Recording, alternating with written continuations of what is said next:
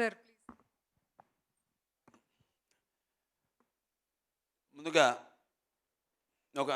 నాకు ఒక ధన్యమైన జన్మనిచ్చి నన్ను మీ అందరి గుండెల్లో ఆయన ప్రతిరూపంగా నిలిపినందుకు విశ్వవిఖ్యాత నట సార్వభౌమ, విశ్వానికే నట విశ్వరూపం ఎలా ఉంటుందో చూపించిన కారణ జన్ముడు మా నాన్నగారు, నా గురువు, నా దైవం, విశ్వవిఖ్యాత నట సార్వభౌమ నటరత్న పద్మశ్రీ డాక్టర్ నందమూరి తారక రామారావు గారిని తలుచుకుంటూ అందరికీ ఇవాళ చాలా వింతగా ఉంది. అంటే ఇది సినిమా రిలీజా లేకపోతే ఇప్పుడు సినిమాల ముందు మనం చేసుకునే ఘట్టాలు ఉంటాయి, ఆ ఘట్టాలు ఒక ఘట్టంగా నాకు ఒక అనుభూతి. అంటే ఒక ప్రీ లాంచ్ అంటాం, లేకపోతే ఒక ఆడియో ఫంక్షన్ అంటాం, దాని తర్వాత సినిమా రిలీజ్ అయ్యాక ఒక 100 రోజుల ఫంక్షన్ అంటాం, మళ్ళీ జరుపుకుంటాం 100 రోజులు. రేపు ఎల్లుండి రిలీజ్ అవుతుంది ఈ cinema pre release.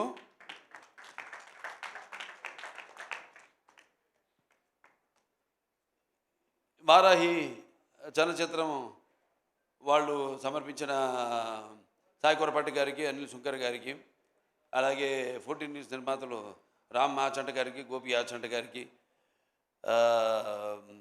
Sai Korapati గారికి ముందుగా నా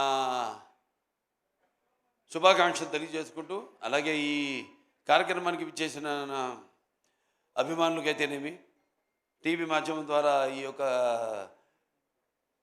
పండుగను, ఈ యొక్క వేడుకను, ఈ సంబరాన్ని చూస్తున్న ప్రేక్షక దేవుళ్ళకైతేనేమి, అలాగే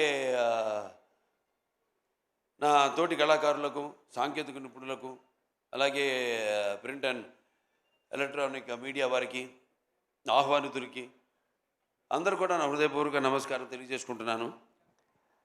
ఇప్పుడు ఒకేసారి రికార్డులు అనేవి జనం ఇస్తారు ఒక రివార్డుగా. ఎందుకంటే ఒక తీసిన సినిమా మంచి ఉద్దేశం తీసింది అయితే తప్పకుండా ఆ సినిమాని ఆదరిస్తారు, వెన్ను తట్టి ఇంకా మంచి సినిమాలు ఇలాంటివి మాకు అందజేయండి అని ప్రోత్సహిస్తారు. అది ఒక ప్రత్యేకత మన తెలుగు ప్రేక్షకులకి. ఇవాళ చూస్తున్నాం మన తెలుగు ప్రేక్షకుల యొక్క సినిమాల ప్రభావం యావత్ భారతదేశంలో పాకిందంటే ఇవాళ మనం ఇస్తున్న మంచి సందేశాలు ఏంటి మన సినిమాల ద్వారా అన్నది, దాని ప్రభావం ఎంత ఉందో ఇవాళ మన కళ్ళ ముందు సాక్షాత్తుగా తెలుస్తుంది, కనబడుతుంది. అలాగే ఇప్పుడు సినిమాలు ఈ రికార్డులు ఇవన్నీ నాకు కొత్త ఏం కాదు.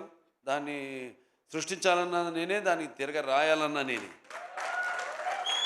ఎందుకంటే ఎప్పుడు నా కథ ఎన్నుకోవడంలో అయితేనేమి, లేకపోతే నా దర్శకుడు అయితేనేమి, నా కో ఆర్టిస్టులు అయితేనేమి, నా సాంకేతిక నిపుణులు అయితేనేమి, వాళ్ళందరి మీద నాకు గట్టి నమ్మకం ముందే తెలిసిపోతుంది. ఒకేసారి మరి గతంలోకి వెళ్తే 30 సెంటర్లో సిల్వర్ జూబ్లీ చేసుకుని కొత్త భారతదేశంలో కొత్త రికార్డుని సృష్టించింది సమరసింహారెడ్డి. అలాగే 105 సెంటర్లో ఆ రోజుల్లో శతదినోత్సవం జరుపుకుని 100 కేంద్రాల్లో 100 రోజులు ఆడిన సినిమా నరసింహనాయుడు. ఇప్పుడు ఈ లెజెండ్ అన్నది 400 రోజులు 4 ఆటలతో, అది కూడా 2 సెంటర్లలో ఆడి మరి ఆల్ టైమ్ ఇండస్ట్రీలోనే ఆల్ టైమ్ రికార్డుగా, ఆల్ ఓవర్ ఇండస్ట్రీలోనే ఆల్ టైమ్ రికార్డుగా నిలిచిన సినిమా మన లెజెండ్. అలాగే 1116 రోజులు 4 ఆటలతో ఆడి మరొక కొత్త రికార్డుని, ఈ 4 అంకెల రోజుల్ని దాటిన మన సౌత్ ఇండియాలో ఏకైక సినిమా మన లెజెండ్. అంటే ప్రేక్షకులు ఆదరిస్తున్నారంటే సినిమా కేవలం వినోదానికే కాదు, ఒక బాధ్యత. అదే మేము తీసుకుంటాం. ఇప్పుడు నా ప్రతి సినిమాలో ఏదో ఒక సందేశం ఉంటుంది. అంటే ఒక సినిమా అంటే దానికి మనం సమాజం పట్ల స్పృహ, అలాగే రాజకీయంగా వాడికి ఒక చైతన్యం జనంలో కలిగించాలి ఎప్పుడు సినిమాల ద్వారా అన్న ఆలోచనతోనే ఏ సినిమా అయినా దాని కథాంశాన్ని ఎన్నుకోవడం జరుగుతుంది. అలా అంటే సెంటిమెంట్స్ కావచ్చు, వీరసింహారెడ్డి సినిమా లాంటి సెంటిమెంట్ కావచ్చు, లేకపోతే మొన్న రిలీజ్ అయిన నేలకొండ భగవంత్ కేసరి కావచ్చు, మహిళలు, ఈ సినిమాలు మహిళలకు ఇచ్చిన సందేశం. అలాగే నేలకొండ భగవంత్ కేసరి కానివ్వండి, ఒక అన్నా చెల్లెళ్ళ రక్త సంబంధం కానివ్వండి, ఒక వీరసింహారెడ్డిలో ఇవన్నీ సినిమాలు చూసుకుంటే అంటే ఇవాళ నాకు అనిపిస్తుంది, నాకు అదృష్టం కలిగిందని. ఆ కళామ తల్లి చల్లని ఆశీస్సులు, ఆవిడ ఆశీస్సులు, కళామ తల్లి ఆశీస్సులు, తన తల్లిదండ్రుల యొక్క ఆశీస్సులు ఉండబట్టి ప్రేక్షకులు, మన తెలుగు ప్రేక్షకుల ఒక ప్రత్యేకత. అది నేను అన్నాను ఇంతకుముందు, ఎప్పుడు ఏ కొత్త సినిమానైనా వాళ్ళు ఆదరిస్తాను. సో మనం ఎప్పుడు దానికంటే ఒక ముందు ఆలోచించాలి. ఎందుకంటే సినిమా అన్నది ఇప్పుడు దైనందిన కార్యకలాపాలతో సతమతమవుతూ అన్న వస్త్రాలు అనే అవసరంతో పాటు సినిమాను కూడా ఎంచుకున్నారు జనం. కానీ ఇవాళ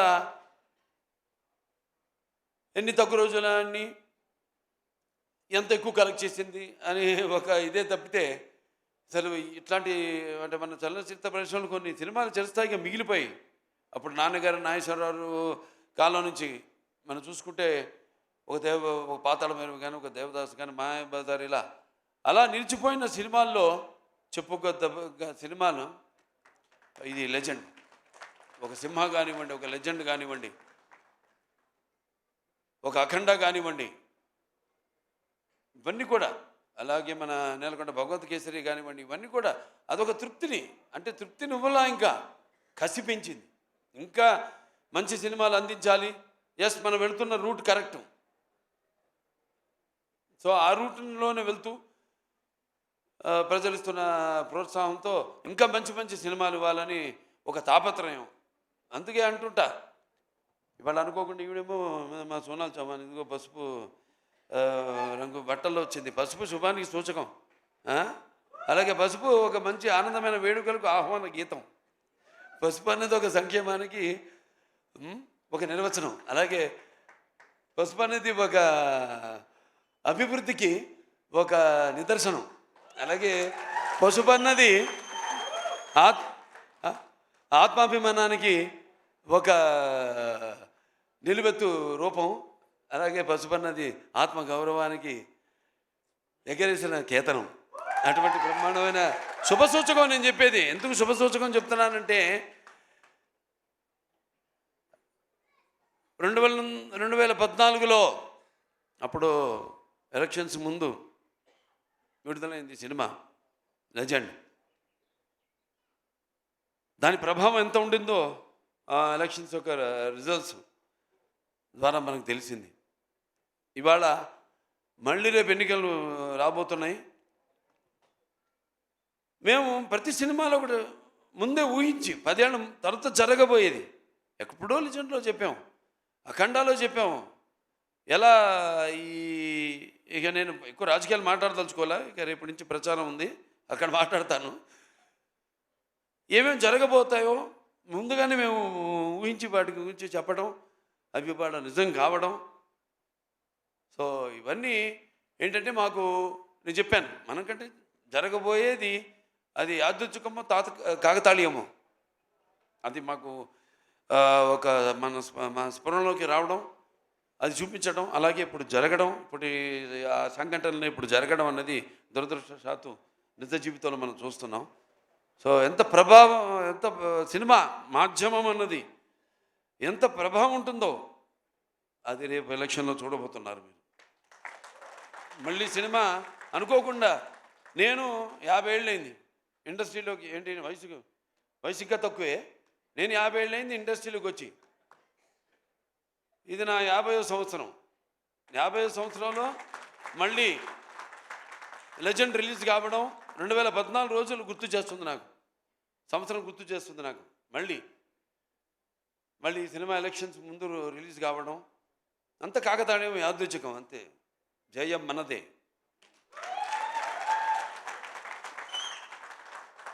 అలాగే మరి సినిమాకు పనిచేసిన మా దర్శకుడు బోయపాటి గురించి గారికి నేను ఎన్నోసార్లు గురించి ఆయన గురించి చెప్పాను. మేము ఒక సినిమా అయిందంటే రెండో సినిమా గురించి ఆలోచించాం. అంటే రెండో సినిమా అంటే నా ఆర్డర్లో అయితే అది ఏది ఫస్ట్ మన సినిమా మంది అఖండానా అట్లా అనిపిస్తుంది. రివర్స్ ఏదో మా ఫస్ట్ పిక్చర్ సింహ అయిన తర్వాత ఎప్పుడు లెజెండ్ జరిగేటప్పుడు సింహ గురించి మాట్లాడుకోవడం, దాని రికార్డుల గురించి కానీ దాని అసలు దాని ప్రసక్తే రానివ్వలేదు ఎక్కడ. అదే మళ్ళీ అఖండ చేస్తున్నప్పుడు లెజెండ్ గురించి మాట్లాడుకోలే. మేము రేపు జరగబోయే సినిమా గురించి కూడా మేమేం మాట్లాడుకోము. మేము మాటల మనుషులం కాదు, చేసి చూపిస్తాం అంతే. మా వైబ్రేషన్స్, మా ఈ తరంగాలు, మా ఆలోచనలు ఒకటే. అంటే మా మాట కలిసింది, అలాగే మా పదం కలిసింది, అలాగే మా అడుగు కలిసింది, మా భుజం కలిసింది. అదే చెప్పగలుగుతాను. ఇంకా బోయపాటి గురించి అంతకంటే ఎక్కువ నేను చెప్పను. ఇక ముఖ్యంగా అందరు రాంప్రసాద్ గారు, ఇక ఆయన ఫోటోగ్రాఫర్ రాంప్రసాద్ గారు చాలా అద్భుతంగా సన్నివేశాలన్నింటినీ కూడా ఎంతో బాగా చిత్రీకరించారు. ఇంకా మా మ్యూజిక్ డైరెక్టర్ డిఎస్పి మంచి బాణీలు సమకూర్చాడు ఆయన. ఆణిముత్యాల లాంటి పాటలకి మంచి మణిపూసలు లాంటి బాణీలు సమకూర్చాడు ఆయన. అలాగే ఇక మా అందరూ, ఇక మా ఎడిటరు కోటగిరి గారు, అలాగే మా ఆర్ట్ డైరెక్టర్ ప్రకాష్ గారు, అందరూ కూడా ఎంతో కష్టపడి ప్రతి మా ఆర్టిస్టులు ఉన్నారు ఇక్కడ అందరూ. ఇక్కడ సోనాల్ చౌహాన్ గారు అటు అందంతో పాటు ఆవిడ నటన అదర్ డైమెన్షన్ కూడా. అంటే ఒక నాణ్యానికి రెండు వైపులా ఆవిడ అటు అందం ఇటు అభినయం రెండింటిని కూడా ఎంతో బాగా ఆవిడ న్యాయం చేసి, అలాగే రాధిక ఆప్టే ఆవిడ, అలాగే ఇక ప్రతి ఒక్కరు కూడా. జగపతి బాబు గారి గురించి ప్రత్యేకంగా చెప్పాలి. ఆయన పాత్ర ఒప్పుకున్నందుకు, ఎందుకంటే ఆయన ఎంతో చూశాడు జీవితం. ఒక కుటుంబ హీరోగా ఆయన ప్రారంభించి ఆయన ఈ యొక్క నటన అటునుంచి మరి ఇటువంటి పాత్రను ఆయన ఒప్పుకోవడం. ఆయన బోయపాటి గారు అంటే నిజంగా అది విలన్ కాదు, అందులో అదొక పాత్ర అంతే. ఆ పాత్ర నవరసాల్లో ఒక్కొక్క మనిషి అతని ఏ పరిస్థితులను బట్టి సిచ్యువేషన్స్ అండ్ అంటాం మనం ఇప్పుడు ఆల్వేజ్ సర్కమ్స్టాన్సెస్, వాటిని బట్టి మనిషి ఎలా దానికి రియాక్ట్ అవుతాడు అన్నది ఈ సినిమాలో ప్రతి పాత్ర కూడా అటువంటిదే. అలాగే మా మిగతా నటులందరూ కూడా, శ్రావణ్ గారు ఉన్నారు, మా సమీర్ గారు ఉన్నారు, చిట్టి గారు, మా వెంకటేశ్వరరావు, కోటేశ్వరరావు, ఆనందరాజు గారు, దాని తర్వాత రచిత గారు, ప్రియా, అందరూ. చలపతిరావు గారు చెప్పినట్టు ఆయన మిస్ అవుతున్నాం ఇవాళ. ఆయన ఆత్మ శాంతించాలని ఆయన ప్రార్థిస్తున్నాను. ఇక ఎంతోమంది అంటే ఈ సినిమా కోసం కష్టపడ్డారు. అది కార్ డ్రైవర్ నుంచి కూడా ప్రొడక్షన్ మేనేజర్ నుంచి లైట్ బాయ్ నుంచి ప్రతి ఒక్కరు కూడా ఎంతో కష్టపడ్డారు ఈ సినిమాకి. ముఖ్యంగా అందరికీ, ముఖ్యంగా ప్రేక్షకులకి. ఎందుకంటే మేము అక్కడ వైజాగ్లో షూటింగ్ చేస్తున్నాం, రామకృష్ణ బీచ్ రోడ్లో. అక్కడ గుర్రం ఇవన్నీ మర్చిపోలేని మన జీవితంలో. అందం పగలు కొట్టుకు వెళ్ళాలి. అప్పుడు డైరెక్టర్ గారు ఏంటి మీరు ఏదో అనుకున్నారు, ఏదో వేరే రకంగా తీద్దామని. నేను అడిగాను, ఏంటండి ఏంటి ఇదంతా అంటిస్తున్నారు నన్ను అడిగితే, అంటే ఆయనకి నా మీద నమ్మకం అది. అంటే బాబా అది మనం ఏదో గ్రాఫిక్స్ నేను చేసేస్తాను అని ఏమనలేదు కూడా. నేను చూసి ఓకే బాబు షోరా చేస్తావా అన్నాడు. చేస్తాను అంతే, అయిపోయింది. 5 నిమిషాల్లో అయిపోయింది షాట్. నిజంగా నద్దాన్ని బగలు కొట్టుకుని పాత్ర అనేది, ఓ పాత్ర ఎటువంటిదంటే ఓ మనిషి నేను ఎప్పుడు చెప్తుంటాను, ఒక పాత్ర అనేది మనకి పరిచయం లేని పాత్ర అది. ఏదో రైటర్స్ రాస్తారు బ్రహ్మాండంగా, దాంట్లోకి వెళ్ళిపోతాం మనం. ఉం? అంటే ఊరికే ఒక పాత్ర అనేది ఏడవడమో నవ్వించడమో లేకపోతే అరవడం కాదు. ఆ పాత్ర అనేది ఆ పాత్ర యొక్క మూలాల్లోకి, ఆ పాత్ర యొక్క ఆత్మలోకి మనం వెళుతున్నాం. ఆ పాత్ర యొక్క అనుభవాలు మనకు తెలియదు.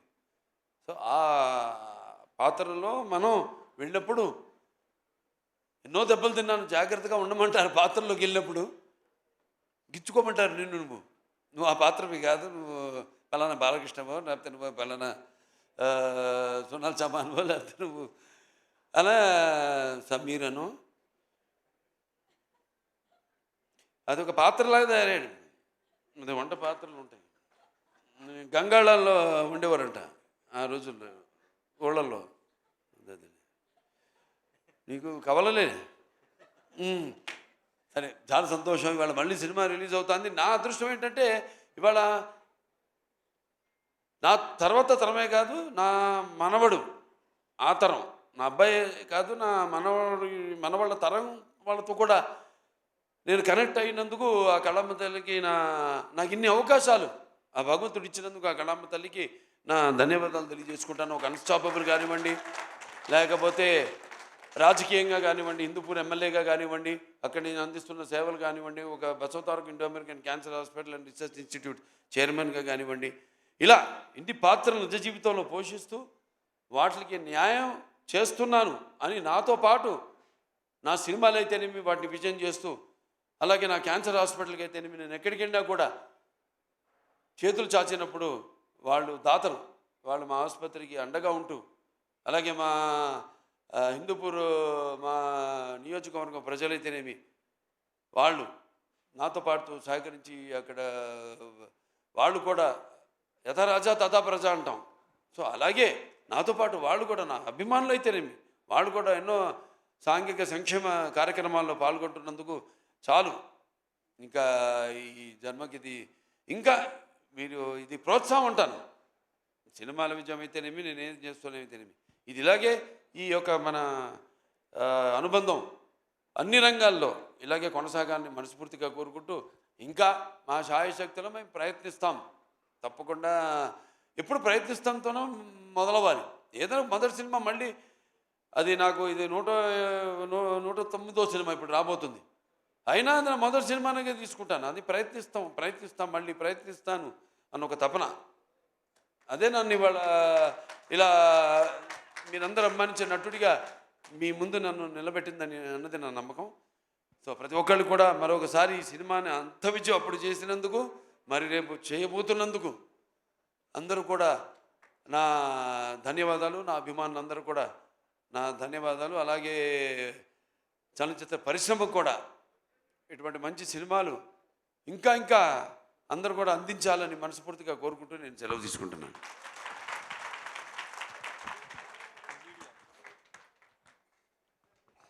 అలాగే ఇంత మా జర్నీలో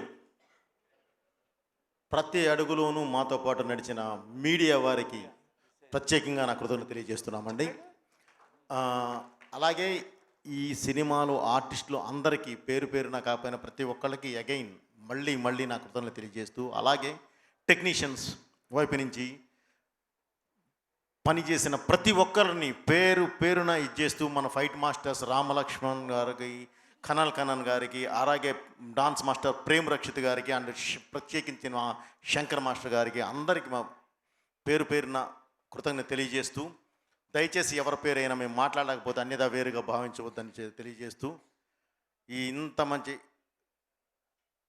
సినిమాను మీ ముందుకు తీసుకొచ్చినందుకు, మీరు ఇంత అద్భుతంగా ఆదరించి ఈరోజు 10 సంవత్సరాల తర్వాత కూడా ఈ సినిమా ఇంకా ప్రజల గుండెల్లో ఉండేలా చేసిన ప్రతి ఒక్కరికి నా కృతజ్ఞతలు తెలియజేస్తున్నానండి. అలాగే రాబోయే రోజుల్లో ఒక్కటే, మీరు ఈరోజు వేసే ఓటు నెక్స్ట్ జనరేషన్కి రూటు. దయచేసి ప్రతి ఒక్కరూ ఓటింగ్ కేంద్రానికి వెళ్ళి ఓటు వేసి నేను ఓటర్ని అని తెలియజేసిన రోజే మన సొసైటీ బాగుంటుంది. దయచేసి ప్రతి ఒక్కరూ ఓటేయడానికి ప్రయత్నించండి, మంచికి ఓటేయడానికి ప్రయత్నించండి. Thank you. Me Boyapati Srinu. Thank you sir. And I request technicians and artist please ఒకసారి స్టేజ్ పైకి రావాలి. కేక్ కటింగ్తో ఈ సెలబ్రేషన్ని మనం ఏం చేద్దాము, లెజెండ్ కాదు స్టార్ట్ చేద్దాం. Re release celebrations theatres and legend సెలబ్రేషన్స్ని కంటిన్యూ చేద్దాం ఇలాగే. Thank you so much NBK ఫ్యాన్స్కి, అలాగే ఇక్కడికి వచ్చిన మీడియా అందరికీ కూడా థ్యాంక్ యూ సో మచ్.